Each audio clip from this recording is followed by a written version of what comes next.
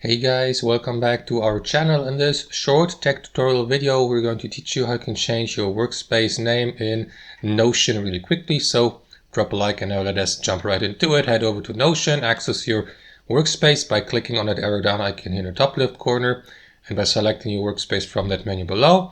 And after that, enter your workspace settings by clicking on that button here, settings, and inside your workspace settings, head over to the general settings of your workspace by clicking on your workspace name or account name here in the top left corner.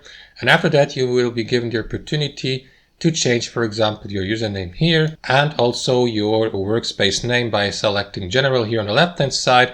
As you can see, here are the workspace settings with your name, with your current name, as you can see, and you can change it anytime. You can use your company, for example, keep it simple. Just remember, guys, to click update here to update or to save your changes. And that's basically how it works, guys. Thanks for watching, and we'll see you next time on our channel.